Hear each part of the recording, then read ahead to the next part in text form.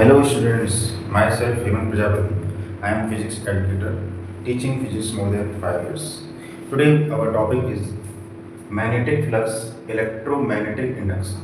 ठीक है, तो इसमें हम सबसे पहले ये हेडिंग्स कवर करेंगे जो कि आपके जी सिलेबस से रिलेटेड हैं सारी। Magnetic flux and Faraday law. ठीक है, मैग्नेटिक फ्लक्स को समझेंगे सबसे पहले, मैग्नेटिक फ्लक्स क्या होता है। आफ्टर दैट फैराडे और हेनरी ने मिलकर कुछ लॉ दिए जिनको हम फैराडे लॉ कैटेगरी में रखा गया है। कुछ एक्सपेरिमेंट किए फैराडे ने, ठीक है, और ये टर्म इंट्रोड्यूस किया, what is the meaning of electromagnetic induction, जिसको हम शॉर्ट में EMI भी बोलते हैं। ठीक है, EMI जो हमारा इलेक्ट्रिक जनरेटर है वो इसी EMI कॉन्सेप्ट पर बेस है। ठीक है, उसके बाद हम मोशनल EMF की बात करेंगे। ठीक है, motional EMF, induced EMF in the rod, किस तरह से हम रॉड, डिस्क और रोटेटिंग ऑब्जेक्ट में, ठीक है, मैग्नेटिक फील्ड में रखते हैं, किस तरह से उनको घुमा के एक इंड्यूस्ड EMF के थ्रू इलेक्ट्रिक करंट प्रोड्यूस कर सकते हैं। ठीक है, और इंड्यूस्ड इलेक्ट्रिक फील्ड देखेंगे, सेल्फ इंडक्टेंस, म्यूचुअल इंडक्टेंस। जो हमारा ट्रांसफार्मर है वो भी म्यूचुअल इंडक्टेंस पे काम करता है, उसका वर्किंग प्रिंसिपल होता है mutual inductance. Energy density formula देखेंगे, उसके बाद LR सर्किट और LC ऑसिलेटर। तो आज हम ये टॉपिक कवर करने वाले हैं, अपने फर्स्ट पार्ट में देखते हैं। ठीक है, तो हम लोग स्टार्ट करते हैं। हाँ, तो मैग्नेटिक फ्लक्स को समझने के लिए हम इस तरह से डायग्राम से ले सकते हैं। ये क्लोज सर्किट है, ठीक है, इसको हमने मैग्नेटिक फ्लक्स में रखा हुआ है, मैग्नेटिक फील्ड में। तो मैग्नेटिक फील्ड जब हम इसको रखेंगे तो नॉर्मली जितनी magnetic number of the magnetic field lines, magnetic flux is the number of the magnetic field lines या मैग्नेटिक लाइंस ऑफ फोर्सेस। तो इस तरह से हम इसको देखते हैं कि अगर हमारे पास ये इस तरह से एक क्लोज सरफेस है, इस क्लोज सरफेस के इस तरह से मैग्नेटिक फील्ड लाइंस पास हो रही हैं। ठीक है, ये सारे magnetic field lines is called as magnetic flux. ठीक, इसका सिंबल हमने लिखा था 5A और 5B।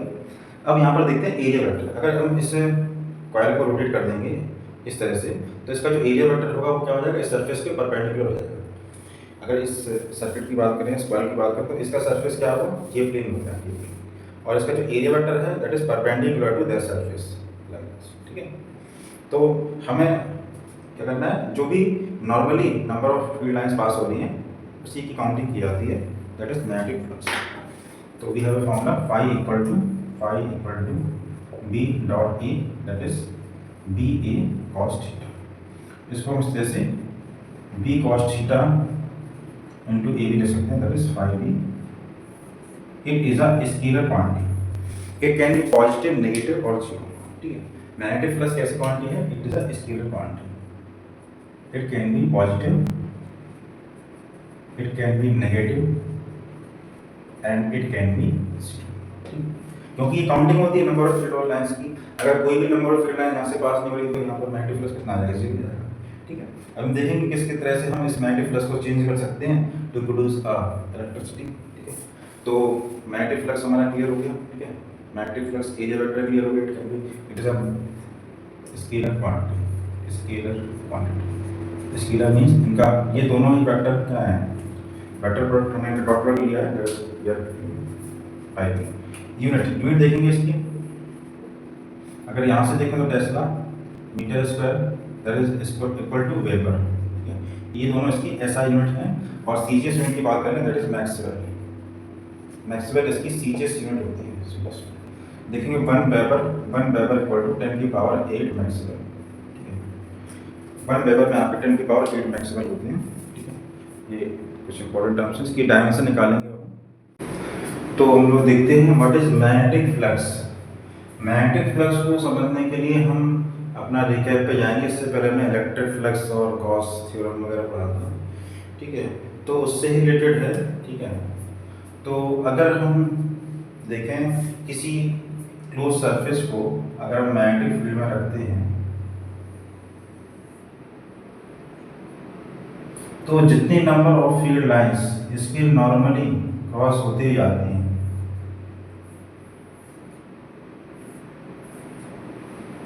That number of magnetic field lines is called as magnetic flux.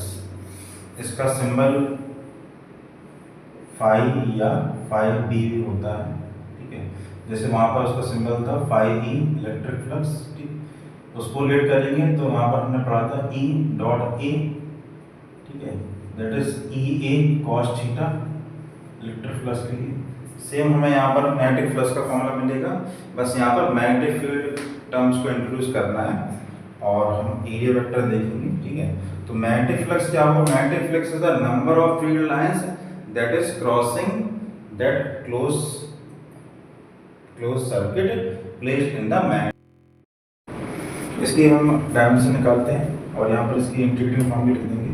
तो integration of B dot D A that is integration, इसको यहाँ पर सरफेस की बात हो रही है तो सरफेस इंटीग्रल किया जाता है यहाँ पर 5b, ठीक है।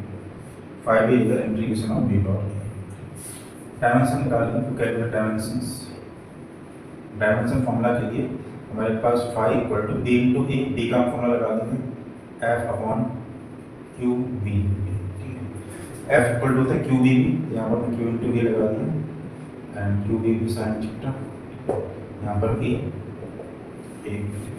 एफ की dimension M L T minus 2 और क्यू की डायमेंशन होती है 80,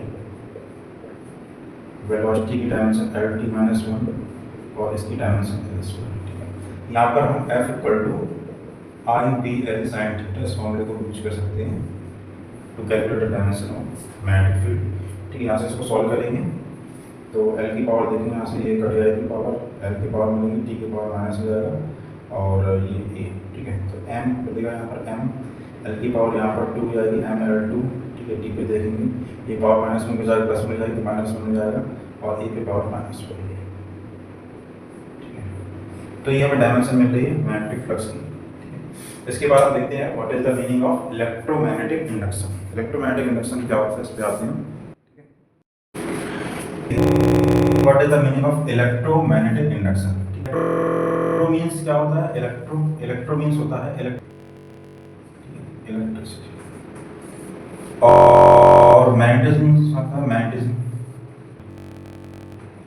तो इसका मीनिंग देखते हैं पहले कि इलेक्ट्रोमैग्नेटिज्म तो ऐसा इफेक्ट बताता है कि how electricity and intimately connected, ठीक है।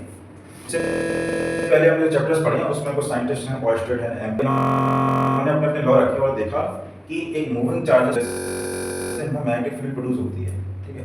इट मीन कहीं ना कहीं कनेक्शन है किससे? Magnetic field.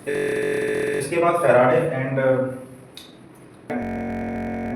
हेनरी ने 1918 एक्सपेरिमेंट किया और देखा कि किस तरह से फ्लक्स को चेंज करके इलेक्ट्रिसिटी प्रोड्यूस। तो मैग्नेटिक फ्लक्स किस तरह से चेंज किया सकता है? ये हमारे पास अगर क्लोज सर्किट के सराउंडिंग में हमें इस मैग्नेटिक करना है, how we can change field lines in this close circuit. Close circuit तो V equal to B B cos theta means है I मैग्नेटिक फील्ड, या तो हम मैग्नेटिक फील्ड की और या तो हम इस एरिया वेक्टर को चेंज करते हैं। एरिया इसको सर्कुलर कॉइल को हम फोल्ड करके रेक्टेंगल लूप बना सकते हैं, ठीक है। और या तो हम इनके बीच का एंगल चेंज कर दें इस कॉइल, ठीक है। इस cos थीटा का that's why it can be positive negative, जिस तरह से cos थीटा की वैल्यू चेंज कर मैग्नेटिक फील्ड की वैल्यू, मैग्नेटिक फ्लक्स की वैल्यू चेंज। तो इलेक्ट्रोमैग्नेटिक इंडक्शन को हम देखेंगे कि electromagnetic induction electro factor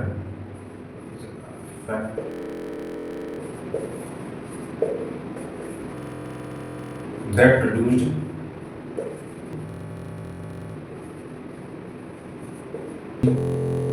of magnetic flux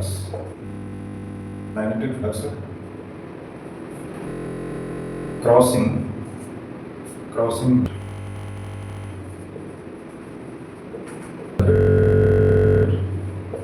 and EMF will be produced that caused of तो इलेक्ट्रोमैग्नेटिक इंडक्शन क्या बताता है, किस तरह से हम कुछ ऐसे नंबर ऑफ मैग्नेटिक फील्ड उस सर्किट के अंदर, उस क्लोज सर्किट के अंदर, ठीक है। तो यहाँ में किसी इलेक्ट्रिक जनरेटर है, इसी कॉन्सेप्ट पर बेस है, ठीक है। ट्रांसफार्मर है, वो म्यूचुअल इंडक्शन पर है। मैग्नेटिज्म का कहीं ना कहीं उस इफेक्ट को हम इलेक्ट्रोमैग्नेटिक इंडक्शन में देखते हैं। नंबर ऑफ एक्सपेरिमेंट परफॉर्म किए, उसको हम थोड़ा और देखते हैं किस तरह से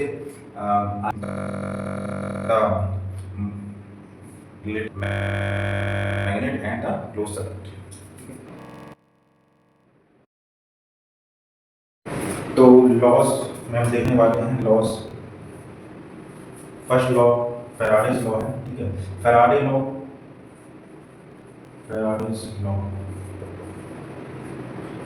introduce the magnitude of induced EMF, कि इस क्लोज कॉइल में कितना मैग्नीट्यूड इंड्यूस हुआ है उसकी वैल्यू हम देगा। And second one is the length law, ठीक है। Lenz law it introduce that what will be the direction of the induced current, direction of induced current। Lenz law से हमें क्या पता पड़ेगा कि हमें उस कॉइल में जो करंट है उसकी डायरेक्शन इस तरह से क्लॉकवाइज होगी या उस कॉइल में करंट की डायरेक्शन एंटी क्लॉकवाइज होगी, ये हमें लेंज लॉ से मिलेगा। इससे रिलेटेड भी बहुत सारे क्वेश्चन आपके जी मेंस और तो हम देखेंगे यहाँ पर Faraday experiments. Faraday performs a number of experiments and he accidentally discovered this effect, ठीक है। तो यहाँ पर एक हम लूप लेंगे, इसको हम सिंपली एक गैल्वेनोमीटर से कनेक्ट किया गया है। गैल्वेनोमीटर का क्या काम है, केवल क्या करना, करंट को यस या नो में,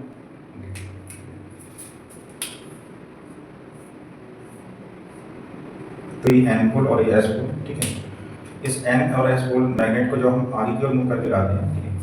north pole and south pole magnet always continue. तो इस तरह से एन पोल से नंबर ऑफ फील्ड लाइंस निकलती हैं और इसका जो मैग्नेट का मूवमेंट है वो हमने आगे की ओर कर रखा है। मतलब क्या होगा, जैसे जैसे हम इसको आगे की ओर लेके आएंगे इस मैग्नेट को, उसी के अकॉर्डिंगली इसमें क्या होगा, जो नंबर ऑफ फील्ड लाइंस है वो बढ़ेगी। ये मैग्नेट है, जैसे जैसे हम आगे लाएंगे तो नंबर ऑफ फील्ड लाइंस ज़्यादा से ज़्यादा इसको क्रॉस करेगी। इसका मतलब इसके अंदर जो मैग्नेटिक फ्लक्स है वो चेंज होगा। मैग्नेटिक फ्लक्स चेंज होगा, इसका मतलब कि इसमें एक इंड्यूस्ड ईएमएफ के थ्रू एक इंड्यूस्ड करंट जनरेट हो जाएगी, that will cause of this electromagnetic induction effect. दोबारा से हमने इस कॉइल को लिया, दोबारा से हमने इसको लूप के लेके फिर से यहाँ पर पास करी, इसका जो मूवमेंट है हमने फिर से इसको चेंज किया। हमने यहाँ पर किसी भी तरह की बैटरी का यूज नहीं किया है, फिर ये हमें इसके क्रॉस के हमें वही करंट मिल रहा है। इसका जो मोशन है हमने अपोजिट कर दिया इस तरह से, ठीक है। अब यहाँ पर जो नंबर ऑफ फील्ड लाइंस इसमें ज़्यादा से ज़्यादा पास हो रही थी, अब वो क्या होने लगी, कम हो जाएंगी, ठीक है। तो यहाँ पर फिर से क्या होगा कि एक करंट का मूवमेंट स्टार्ट हो जाएगा, that is we are induced current.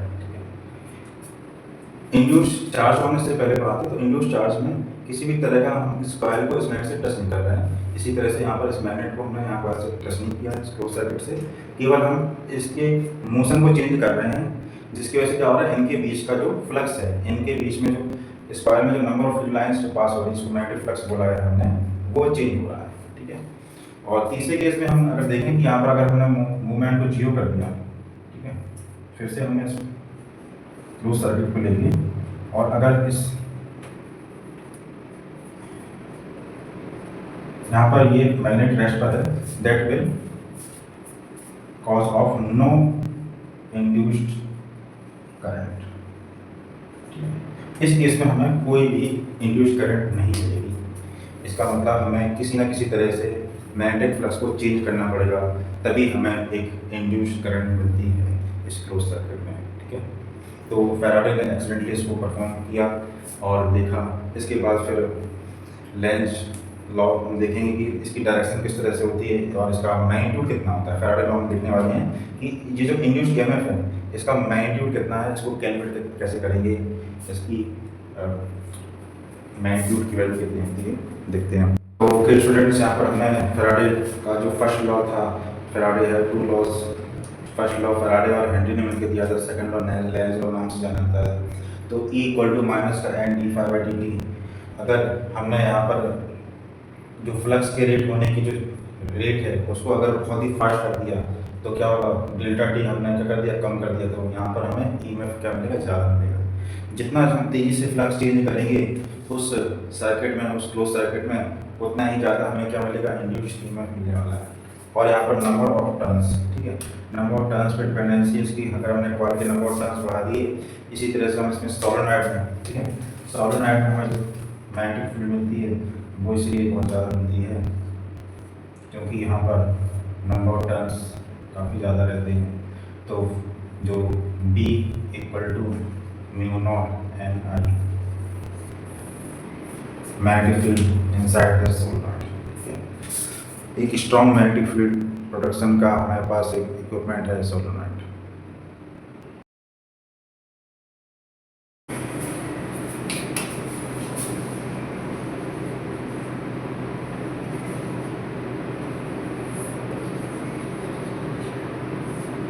Lenz law में देखेंगे, it states that Lenz law state that the direction of induced current in a closed circuit is such that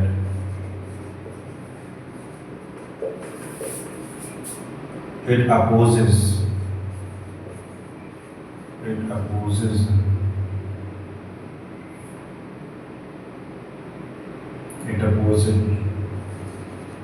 due to which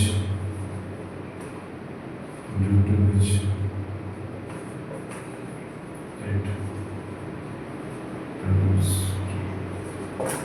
जिस cause की वजह से ये produce हुई है उसी कॉज का ही ये क्या करती है, अपोज करती है। That law is called as Lenz law, ठीक है। लेंज लॉ क्या कहता है कि उसमें कॉइल में जो डायरेक्शन इस तरह से होगी, अगर हमारे पास कॉइल इस तरह से है स्टैटिक कंडीशन में, इसको मूव नहीं कर सकते, और मैग्नेटिक को हम पीछे क्यों मूव करा रहे हैं, एन पोल आगे की तरफ है, एन पोल हम पीछे ले आ रहे हैं, एन पोल पीछे ले आ रहे हैं मतलब कि इसमें जो नंबर ऑफ फील्ड लाइंस है वो कम होगी, ठीक। तो ये वाला जो इसके अंदर का जो कॉइल है वो भी किसकी तरह जनरेट करेगा, ये इसको अट्रैक्ट करेगा। अट्रैक्ट मतलब ये एस पोल की तरह बिहेव करेगा और इसके अंदर डायरेक्शन होगी वो इस तरह से प्रोड्यूस हो जाएगी। Direction of induced current will be clockwise in the coil. ये डायरेक्शन होने वाली है इस, ठीक है। क्या हो रही है, जो भी नंबर ऑफ फील्ड लाइंस है वो कम होगी धीमे धीमे, ठीक है।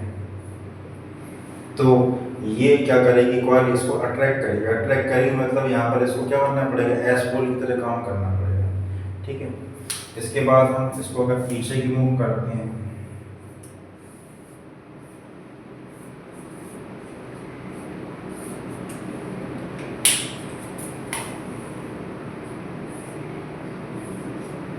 ऐसा भी हो सकता है कि इस मैग्नेट को हमने रेस्ट पर रख दिया और इसके नीचे हमने क्या लगा दिए, व्हील्स लगा दिए इस कॉइल के नीचे।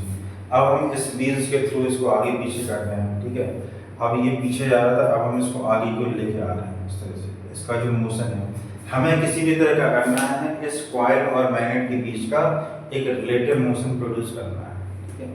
अगर ये फिक्स है तो इसको मोशन पे लाना है, और अगर ये रेस्ट पर है तो इसको मोशन पे लाना है, ठीक है। अब इसकी आगे की ओर लेके आएंगे तो ये क्या करेगा, यहाँ पर ये नॉर्थ पोल जनरेट करेगा, क्योंकि ये क्या करेगा, इसका अपोज करेगा। ठीक है, इसको क्या करना है, नॉर्थ पोल मतलब फील्ड लाइन यहाँ पर बढ़ेंगी तो ये इसको नॉर्थ पोल जनरेट करेगा, क्या करेगा, अपोज करेगा, इस तरह से अपोज। तो यहाँ पर जो डायरेक्शन होगी मैग्नेटिक फील्ड की वो किस तरह होगी, anti clockwise direction of induced current. Here direction of induced current will be anti clockwise.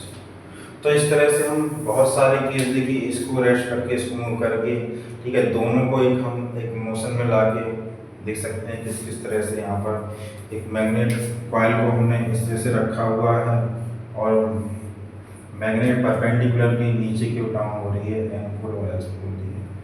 इसको हमने ऐसे ड्रॉप कर दिया, ठीक है। ड्रॉप करके तो क्या होगा कि इसके अंदर का जो कॉइल है वो क्या करने वाली है, इसको अपोज करने वाली है। Under the influence of gravitation force नीचे को गिरेगी मैग्नेट और ये इसको क्या करेगा, अपोज, मतलब नॉर्थ पोल की तरह काम करेगा ये। यहाँ पर ये हम नॉर्थ पोल बनाने वाले हैं, इस तरह से नॉर्थ पोल ये बन जाएगा और यहाँ पर हमें इस तरह से डायरेक्शन मिल जाएगी इंड्यूस्ड करंट की,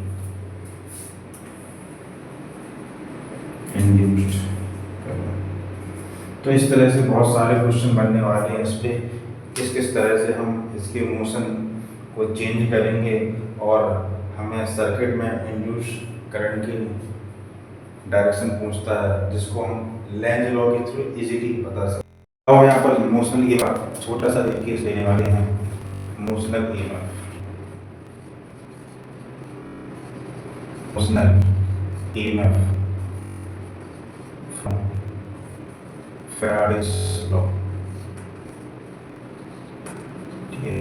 मोशनल ईएमएफ में इस तरह से क्रॉस मीन्स हमने जो फील्ड है उसकी direction downward to the plane नहीं जा रही है, ठीक है। इस तरह से हम इसको समझ सकते हैं कि हमारे पास डाउनवर्ड का मतलब है ये एरो है नीचे की तरफ, ठीक है। इस क्रॉस का मीन्स क्या होता है, एरो का हमें बैक पार्ट दिख रहा है। अगर हम बात करें एरो अगर हमें जैसे, तो ये हमें पीछे से एरो दिख रहा है, मीन्स एरो का अंदर की तरफ। तो इस मैग्नेटिक फील्ड की डायरेक्शन क्या है, into the plane, perpendicular to the plane की डायरेक्शन। इस पे हमने एक कंडक्टर को रखा है, यहाँ पर L लेंथ है और इस वाले पार्ट को हम मूव कर रहे हैं इसी तरफ, इस तरह से।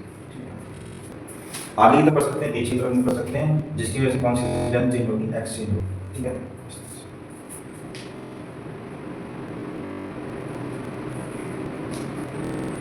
तो यहाँ पर निकालना है सिंपली इसके अंदर कितना ईएमएफ प्रोड्यूस होगा, नाम है मोशनल, इसके मोशन की वजह से प्रोड्यूस हो रहा है, ठीक है।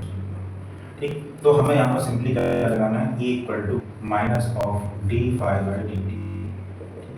तो अगर फ्लक्स की बात करें कि यहाँ पर फ्लक्स चेंज हो रहा है, यस फ्लक्स बी पर सेम है, मैग्नेटिक फील्ड तो सेम, चेंज क्या हो रहा है, एल इनटू एल, मतलब इस एरिया वो चेंज हो रहा है, ठीक है। तो यहाँ पर हमने इसका फ्लक्स एल इनटू एक्स का जो एरिया बोलेगा इसी कंडीशन में, यहाँ पर वैल्यू रखेंगे माइनस का डी डी टी और बी की वैल्यू रखेंगे बी एल एक्स। तो बी कांस्टेंट है, एल कांस्टेंट है, वेरी क्या हो रहा है यहाँ पर एक्स चेंज हो रहा है, माइनस का बी एल बाहर आ जाएगा, ठीक है, और डी एक्स डी टी। तो यहाँ से हमें क्या मिलने वाला है, इंड्यूस्ड ईएमएफ। हमने जस्ट क्या किया कि मैग्नेटिक फील्ड में ये जो कंडक्टर है इस कॉइल को रखा खींच के ले जा रहे हैं, जिससे क्या होगा इसको अंदर की तरफ, तो इसमें magnetic due to change of magnetic इसमें एक इंड्यूस्ड ईएमएफ प्रोड्यूस होगा बी एल। और इसके अगर साइन की बात मैग्नेट की बात करें तो बी इक्वल होता है D x upon D T, D T. यहाँ से हमें बी एल बी ये फॉर्मूला मिल रहा है छोटा सा, बहुत ही इंपॉर्टेंट है, जिसको मोशनल ईएमएफ नाम दिया गया है। इसी का बड़ा भाई हम देखेंगे रोटेशनल ईएमएफ होता है, क्या है motional EMF, B L B या वी बी एल। बी यहाँ पर क्या है, वेलोसिटी, जिस वेलोसिटी हम उसको ले आ रहे हैं कंडक्टर को, एल इस कंडक्टर की लेंथ होगी, बी यहाँ पर क्या है मैग्नेटिक फील्ड की वैल्यू है, ठीक है। इसको मोशन नाम दिया है क्योंकि ये इसको हम मोशन की वजह से यूज कर रहे हैं, यहाँ पर इस कंडक्टर का मोशन कर रहे हैं तभी हमें ईएमएफ की वैल्यू मिल रही है, ठीक है। बहुत ही इंपॉर्टेंट डिस्कशन है, इस पे बहुत सारे क्वेश्चन होने वाले हैं और इस तरह से हम सर्किट में अगर apply rate of change of magnetic flux को लेके तो हमारा क्वेश्चन बन सकता है। ठीक है, इसमें क्वेश्चन एक देख रहे हैं।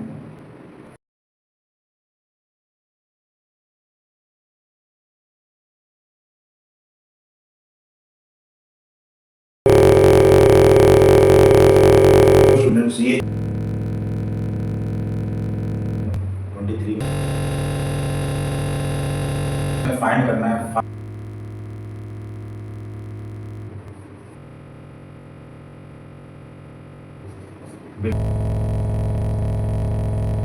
The rod.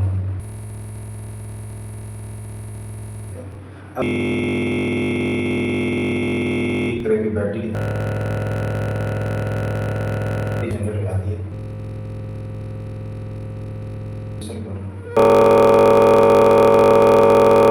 ये लोअर वोल्टेज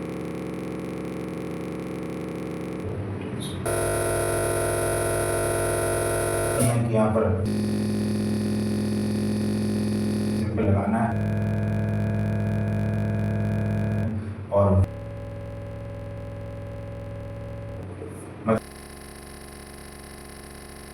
तो ये जो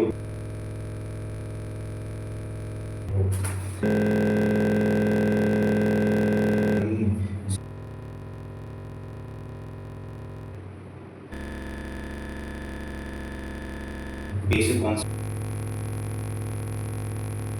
उसके बाद स्टार्टिंग कि हमारे पास ये वेक्टर है, वेक्टर का वैल्यू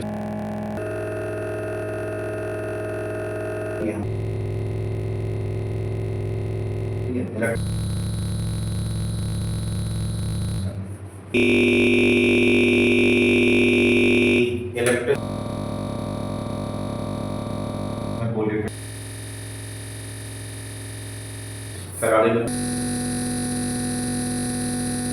करके उसकी वैल्यू